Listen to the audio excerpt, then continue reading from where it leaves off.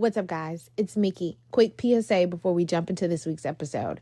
This week's episode is one of those episodes that's kind of raw, vulnerable, and very transparent. But it is one that I thought would be very powerful, and it felt like it was too powerful for me not to share. So, as always, I hope that my vulnerability and me sharing my story and my different emotions can help you guys feel seen, heard, and a little more understood. And if not, just at the very least, not feel alone. But I do want to give you guys a little warning before listening, because I don't want you to listen and then be halfway there and be like, oh my God, this is resonating and bringing up different feelings in me, and this is triggering me, and I wasn't prepared for this today. You should have gave us a warning. So here's your PSA, but hopefully you guys enjoy. I love you guys, and let's jump into this week's episode.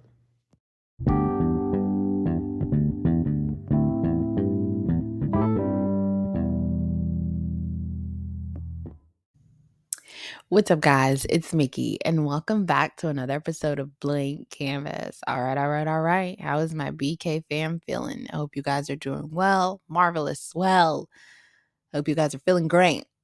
All right. So, in the beginning of this episode, I want to share this moment that I had. So, probably about a week ago or a week and a half at this point, I ran into my middle school principal. And those who know me personally, you already know which one I'm talking about. It's only one that we would all be excited to see. Yeah, him. I ran into him, and he had this look on his face of just like proudness. Oh my God, I'm getting kind of teary-eyed when I think about it. He had this look on his face of proudness, of just like he was excited to see me, not just see me, but he still had the same look that he used to look at me when I was a child in middle school, of just like, you're going to go far, you're going to do great things.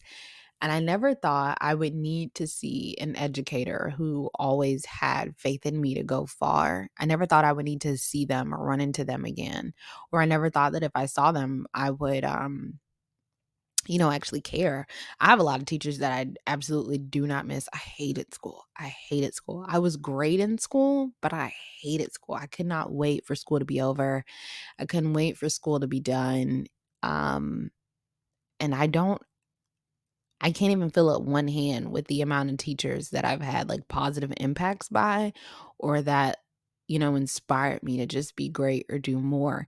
And he wasn't even a teacher. He was an assistant principal, but he always spoke highly of me. He always trusted me to get that one snack from him from the vending machine. He knew when it was my block to be his assistant that I was going to have a snack and stuff ready. His papers were going to be good to go, and whatever he needed to get done, it was going to get done.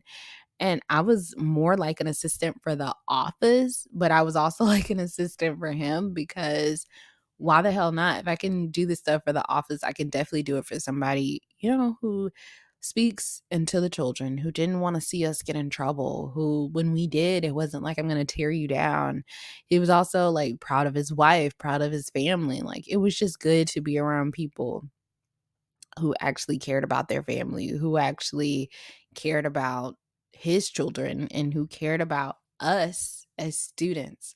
And it was so funny, because in the environment that I saw him in, people were like, how do you know this one? How do you know that one? And he still had the same smile that he always does. And I was in my car and I heard him say, oh, she's one of mine. That's how I know her. She's one of mine. And it was something that I didn't know I needed to hear, because I don't know. I never thought when I run into a teacher or, an administrator, that I would care. I just wouldn't, because of my experience through grade school. It's just like, it was like a job. Like, I knew I couldn't do bad in school, and let me go here and let me get this done. Let me go home. Let me survive home. Let me survive school. And then, as we all know, it's like, look forward to 20s. And then here we are in 20s. And as y'all can see, hot mess express, and yikes, right? Yikes. So, yeah, it was just something I didn't know I needed. And it it inspired me, but it also kind of like made me feel good in my heart space because it was just like this person always believed in me, and I could tell by the glimmer in his eye he never stopped. And please don't make this inappropriate because I'm saying it's a him. There is nothing sexual about this. There is nothing inappropriate because I'm a female and he's a male educator, nothing like that. Like he poured into the young men, he poured into all of us. He poured into all of us. It was just something I have to say that because we live in a sick world and people will be like, "Oh my god, was it like no, it was nothing inappropriate." He was just unfortunately, it took being outside of the home to see a man value his family, his children, and also be a good man in society. So for me, it was a big deal. And then just for the period that the chapters that my life have been going through of, seeing people just lose their belief in me and to minimize me and shrink me to like past accomplishments or to not even value past accomplishments. It touched my God knew what I needed. Like it touched my heart in a way I didn't know that I even needed to see somebody still really believe in me and know that I can do it because people have been so used to the role that I've been put in and the things that I've been doing that, you know, um I don't even know how to describe it. People have just shrunken me to these past few years and it's kind of tough. And I think I've even myself shrunken myself to these past few years. Like it's so easy to lose yourself. It's so easy to lose sight of your vision, lose sight of hope, which is why I try to encourage my BK fam to not give up, to not lose your vision and to just remember that every season that we go through is temporary and this too shall pass. Another thing that it made me think about is I have a friend of mine who will not let me downplay my college degree, will not let me downplay my college experience, will not let me downplay anything. Anything that I do, big or small, they will not let me downplay it. And that was something else I didn't know I needed because I have myself, I've downplayed it like, oh my God, I can't believe I wasted those years. I can't believe I did that. Like, you're smart for not. I've told so many people, like, if you didn't go, you're smart for not going. You're smart for not getting this debt. You're smart for just, like, even I downplay my own accomplishments, but I have a friend of mine, they won't let me do it. And like, I know they have the space that they give me. I know when they're serious with me of like, stop that and don't do that shit around me. Like, period. I like if you wanna I really would appreciate it if you didn't do it when I wasn't around either, but we're not even finna do that. Like he cuts off the negative self-talk immediately. He cuts off um me not feeling valuable or worthy because of where I am now. And I think that's so important to have people to remind you, like, you were great back then, you're still great now. I'm never going to say, yeah, maybe you should have taken this route because debt is coming. I'm never going to say, well, you're not necessarily using it in your field. So, you're less than. I'm never, I'm never going to say because, your path looks a lot different, but people who truly know me know that I never wanted this to be my path, and I tried so hard not to make it my path, which is why when it became my path, it rocked me even harder than it probably should have because I was so hell-bent on just not coming back and this not being my life. But I mean, tell God your plans and watch him completely change them. Okay? He ain't just laughing. He be rewording it. We gotta change that quote. Like he ain't just laughing. He looks at them, he laughs, and then he says, shh. That's me ripping paper, guys. He says, shh. That's cute. And then he slams the paper down like, here you go. This is what you're gonna be doing. Okay. Oh, that timeline? Oh, girl. Shh. Here you go. Those people you thought you had to bring to the next level. Oh, boo boo. Shh. Here you go. Oh, you thought you'd be behind, but you forgot that I'm the god of restoration. So let me just let you wallow in your sadness for a little bit. And then I feel like he looks at us like he looked at was it Samuel? Was it Samuel? Y'all, I hope I'm not wrong, but I think it was Samuel. He looked at him and was like, "How long are you gonna mourn over Saul? I've chosen David. Let's go. We got things to do." Like, how long? How long are you gonna mourn? He definitely told me that over these past few years. Like, how long are you gonna mourn that your life didn't go the way you've been planning for your life to go since you've been younger? Boo hoo hoo. We're here now. You gonna trust me or not? Like, he definitely has those conversations. But the point of all that was, guys, is that I just I didn't know that I needed to see an educator that never lost their belief in me, never lost their sparkle. And I really appreciate that friend who does not let me downplay my college degree, does not let me downplay my ability, like immediately speaks life into me. Like, no, everybody can't do what you did. And you know that these skills that you have don't just translate. And he's not even talking about the degree that I have. He's like the ability to finish college, the ability to do college in the amount of time that you did, the ability to do college with the resources of lack of resources that you have and still make it out. You know, this stuff transfers to different seasons of your life and applies in different areas, right? I appreciate that, friend, because oh god, y'all be trying to make me be sappy on here, and I'm just not a fan. Okay, I'm not a fan. I'm gonna start editing this stuff out. I'm just kidding. Vulnerable stuff is what helps, but I'm grateful for that friend for helping me too, because it just reminds me, like, girl, you didn't fail. You're not failing now. Your life may not be exactly how you planned it, which the planner in me is like dying, but you're gonna be fine. And every single season that you experienced was on purpose, and God wanted you to experience it on purpose. And I just appreciate that friend for never downplaying. Like, probably one of the only people that never went back and made me feel bad for ever getting a college degree, or never went back and was like, now, do they think that school is too expensive? Absolutely. But do they ever make me feel stupid for going into debt or anything and not doing this and that? Never. Never. And I really appreciate that, because I don't know, you get older and then it's almost like you literally, I'll say in my experience, I can't say for everybody, it sucks when you watch people around you stop being proud of you, or you realize I don't really have anything going for me where people are proud of me. Because so many times people are proud of you when you accomplish things. They're not necessarily proud. They have moments, but the first thing that comes to people's mind is, I'm proud of you because you did this task, you did this thing. But I don't really care whether or not I'm not really proud of you for the simple fact of you just being a great person. I'm not proud of you for, you know, just existing. Some days, that's why I try to encourage people. And I feel like God has me encouraging people more in this season than ever. And I don't really know why. I guess because I know what it's like for people to lose their sparkle in their eye of being proud of you. I know what it's like when people look at you with disgust. I know what it's like when people look at you as a burden.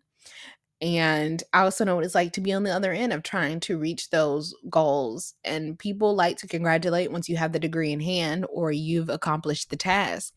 But nobody really encourages you throughout the process. Nobody checks in on your mental throughout the process. So I speak life into people, whether they're close to me or not.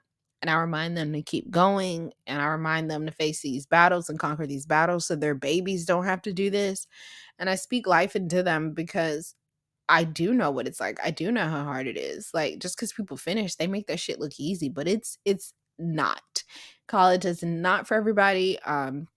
Different life path and career paths are not for everybody. And it can just be a lot.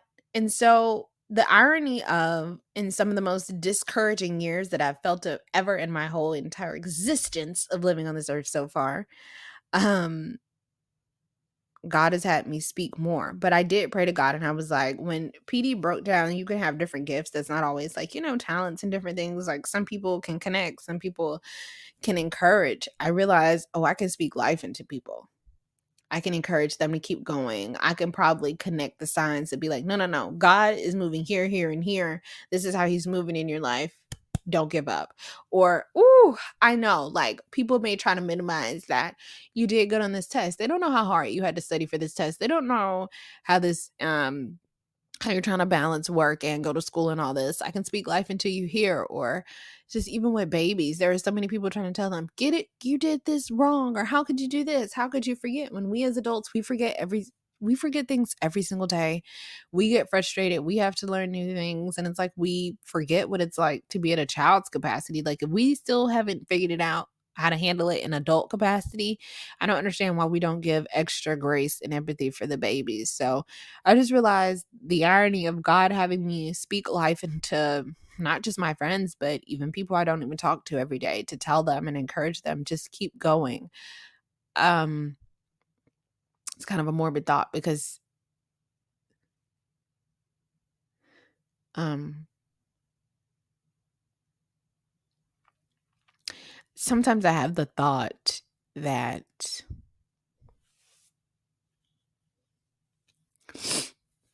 even if I don't keep going, I just want all my people to.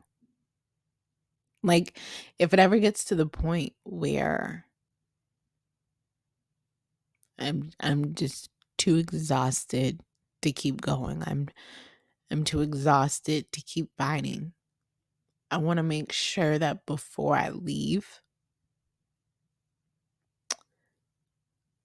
I poured everything into everyone around me and people connected to them and strangers that I may have encountered. I want to make sure that I spoke life into people and that I encourage them. And I want to make sure that they have letters and text messages and videos to reflect back on that if I'm not here, they know that I love them. And if I'm not here, um, they can still have words left by me that will speak life into them. And that they know that even if I lost my fight, I don't want them to lose theirs. And that's why I tell my BK fam that I love you guys and to keep going. And I have these episodes out that people in the United States listen to, people across the world. And I want you guys to know, like, if it ever gets to a point where I run out of strength to keep fighting, I need my BK family to keep going. I need you guys to listen to these past episodes and think like, Mickey would have said, keep going. Mickey would have said, we got this. Mickey would have pulled out this scripture to give us encouragement. Y'all have these episodes. They are timeless. And they are not here just for my people. They are here for the world. And if I leave anything here on this earth, I pray that blank canvas helps somebody and gives them the strength to keep running the race, to keep going, and to not give up. Because life is hard. And I'm just exhausted from being in fight or flight response. I'm exhausted.